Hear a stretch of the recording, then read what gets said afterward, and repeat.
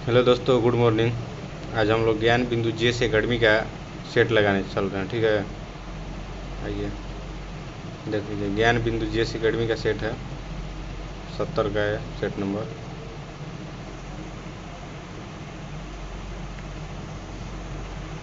Question है, संघीय मंत्रिपरिषद के बारे में निम्नलिखित में से कौन सा कथन सही नहीं है। मतलब कौन सा कथन गलत है। मंत्रिपरिषद का प्रमुख प्रधानमंत्री होता है। क्वेश्चन ऑप्शन ए सही है। राष्ट्रपति उसके कार्य निष्पादित करने में मंत्रिपरिषद परामर्श देती है। मंत्रिपरिषद परामर्श देती है, सही है। किसी परामर्श पर पुनर्विचार करने के लिए राष्ट्रपति मंत्रिपरिषद से कह सकता है, यह भी सही है। मंत्रिपरिषद द्वारा दिया गया परामर्श न्यायिक समीक्षा के अधीन होता है। ऑप्शन नंबर डी जो है ये गलत है। ऑप्शन नंबर डी गलत आंसर है। ठीक, आइए क्वेश्चन नंबर 2 पे चलते हैं। निम्नलिखित कथनों में से सही कथन का चयन करें। संविधान में महान्यायवादी का कार्यकाल निश्चित किया गया है।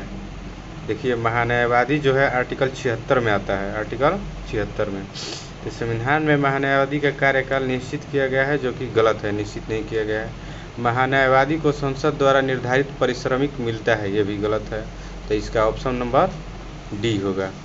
ऑप्शन नंबर डी, उपयुक्त में से कोई नहीं। आइए आगे चलते हैं 3 नंबर क्वेश्चन में। भारत में उपराष्ट्रपति के निर्वाचन के संदर्भ में निम्नलिखित कथनों पर विचार कीजिए।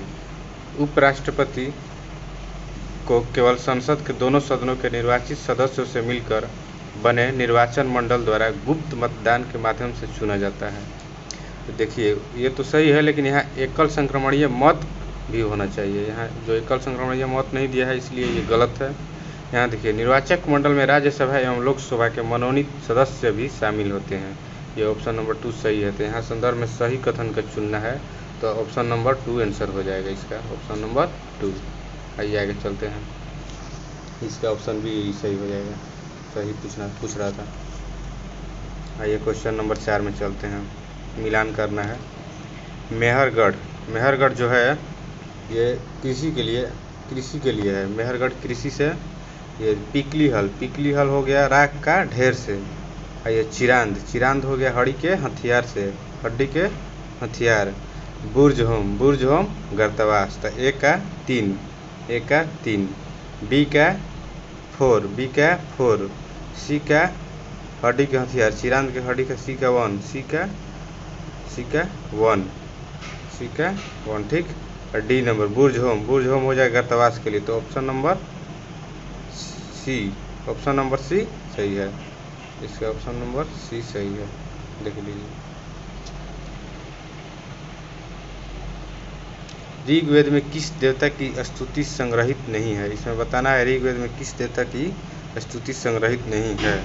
देखिए, इंद्र के है, वरुण के भी है, मित्र के भी है, लेकिन पशुपति जो है ये इसका नहीं है, पशुपति। तो ऑप्शन नंबर सी इसका आंसर हो जाएगा।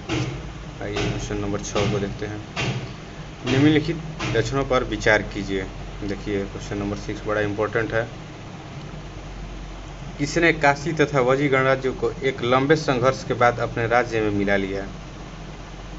उसने मंत्री वर्षाकर ने लिच्छवी में फूट डालकर वजी गणराज्य पर विजय प्राप्त की तथा इस युद्ध में उसने रथमुसल तथा महाशिला कंटक नामक हथियारों का भी उपयोग किया। तो इसमें हमको बताना है किसने किया। बिंबिसार, अजातशत्रु और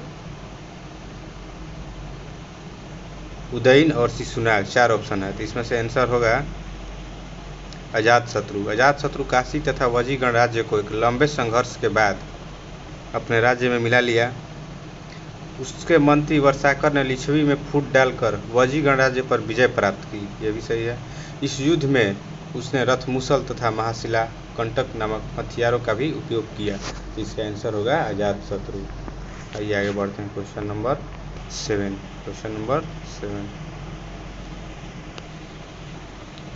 क्वेश्चन नंबर 7 पढ़ते हैं। किन राज्यों से होकर कर्क रेखा गुजरती है। तो आप लोग जानते ही हैं किन राज्यों से होकर कर्क रेखा गुजरती है। आइए, कर्क रेखा 8 राज्यों से होकर गुजरती है। कौन कौन जान लेते हैं। गुजरात, राजस्थान, मध्य प्रदेश, छत्तीसगढ़, झारखंड, पश्चिम बंगाल, त्रिपुरा और मिजोरम। टोटल 8 राज्यों से कर्क रेखा पर गुजरती है। छत्तीसगढ़ ठीक है, मिजोरम ठीक है, त्रिपुरा ठीक है, राजस्थान, मिजोरम नहीं होगा, सॉरी मिजोरम तो होगा ही। छत्तीसगढ़, मिजोरम, त्रिपुरा, राजस्थान, चारों सही है ना, चारों सही है। तो इसका आंसर हो जाएगा उपयुक्त डी। उपयुक्त मतलब सभी, उपयुक्त सभी। आइए अब आगे चलते हैं क्वेश्चन नंबर 8 पे। इसमें मिलाना है कौन सही है। लाहुल स्फीति महान हिमालय और धौलाधर श्रेणी के मध्य है, गलत है। कश्मीर घाटी पीर पंजाल तथा जास्कर श्रेणी के मध्य है, ये सही है। कश्मीर घाटी पीर पंजाल व जास्कर श्रेणी के मध्य है। आइए अब ऑप्शन नंबर सी को देख लेते हैं। फूलों की घाटी, जो फूलों की घाटी है मध्य हिमालय व शिवालिक श्रेणी के मध्य, ये गलत है। ये होगा बृहद हिमालय और मध्य हिमालय के बीच। फूलों की घाटी बृहद हिमालय और मध्य हिमालय के बीच। और कुल्लू घाटी ट्रांस हिमालय और महान हिमालय के मध्य, ये भी गलत है। ये होगा महान हिमालय और धौलाधर के बीच। महान हिमालय और धौलाधर के बीच। आइए क्वेश्चन नंबर 9 पे चलते हैं। पटकाई बूम पश्चिमी भारत को, इसमें निम्नलिखित में से कौन से युग में सुमेलित नहीं है, मतलब कौन सा गलत है, ये चूज करना। पटकाई बूम पश्चिमी भारत, बालाघाट दक्षिणी भारत, जवादी पूर्वी तट, जास्कर उत्तरी भारत। तो कौन सा सुमेलित नहीं है, गलत हमको छांटना है। तो पटकाई बूम पश्चिमी भारत गलत है। पटकाई बूम जो है अरुणाचल प्रदेश में है, पूर्वी भारत। बालाघाट जो भी है पूर्वी भाग में है, महाराष्ट्र तमिलनाडु में। 1 और 2 दोनों गलत है। 1 और 2 ऑप्शन नंबर ए, इसका ऑप्शन नंबर ए हो जाएगा। आइए अब क्वेश्चन नंबर 10 को देखते हैं। कलमकारी चित्रकला निर्दिष्ट करती है। कलमकारी चित्रकला निर्दिष्ट करती है। दक्षिण भारत में सूती वस्त्र पर हाथ से की गई चित्रकारी, सही है। पूर्वोत्तर भारत में बांस के हस्तलिपि पर हाथ से किया गया चित्रांकन, गलत है। भारत के पश्चिमी हिमालय के क्षेत्र में ऊनी वस्त्र पर ठप्पे से की गई चित्रकारी, ये भी गलत है। उत्तरी पश्चिमी भारत में सजावटी रेशमी वस्त्र पर हाथ से की गई चित्रकारी, तो इसका ऑप्शन नंबर ए होगा। दक्षिण भारत में सूती वस्त्र पर हाथ से की गई चित्रकारी, यह चित्रकला जो है आंध्र प्रदेश में प्रचलित है। तो इसका ऑप्शन नंबर ए आंसर हो जाएगा, ऑप्शन नंबर ए। चलिए आगे बढ़ते हैं क्वेश्चन नंबर 11 पर। आइए, प्राचीन नगर तक्षशिला निम्नलिखित में से किनके बीच स्थित है। जो तक्षशिला है जो फिलहाल अभी पाकिस्तान में है, तो किनके बीच स्थित था ये पूछ रहा है, ठीक। सिंधु तथा झेलम, इसका आंसर हो जाएगा सिंधु तथा झेलम, ठीक है। आइए क्वेश्चन नंबर 12 को देखते हैं। भक्त तुकाराम कौन से मुगल सम्राट के समकालीन थे। बाबर, अकबर, जहांगीर, औरंगजेब। तो जो भक्त तुकाराम थे जहांगीर और शाहजहां के समकालीन थे, तो इसमें जहांगीर दिया हुआ है, तो इसका आंसर हो जाएगा जहांगीर। यहाँ शाहजहां भी आंसर हो जाएगा, शाहजहां अगर रहेगा तो वो भी हो जाएगा शाहजहां। आइए आगे चलते हैं। जब राजा वोडियार ने मैसूर राज्य की स्थापना की तब विजयनगर साम्राज्य का शासक कौन था। जब राजा वोडियार ने मैसूर राज्य की स्थापना की तब विजयनगर साम्राज्य का शासक कौन था। तो इसका आंसर हो जाएगा वेंकट द्वितीय। इसका आंसर हो जाएगा वेंकट द्वितीय, ऑप्शन नंबर डी। आइए 14 नंबर पर चलते हैं। राजीव गांधी राष्ट्रीय युवा विकास संस्थान कौन से राज्य में स्थित है। राजीव गांधी राष्ट्रीय युवा विकास संस्थान कौन से राज्य में स्थित है। तो इसका तमिलनाडु आंसर हो जाएगा, तमिलनाडु राज्य में स्थित है, option number A. Rajiv Gandhi पुरस्कार भी दिया जाता है जो 91-92 से, इसका नाम बदलकर अब दूसरा हो गया है, जो 91 से स्टार्ट हुआ था 1991 में। आइए क्वेश्चन नंबर 15 देख लेते हैं। क्वेश्चन नंबर 15, निम्नलिखित युगों में से कौन सा एक सुमेलित नहीं है। आइए, सुमेलित नहीं है मतलब गलत। धनकर मठ हिमाचल प्रदेश, सही है।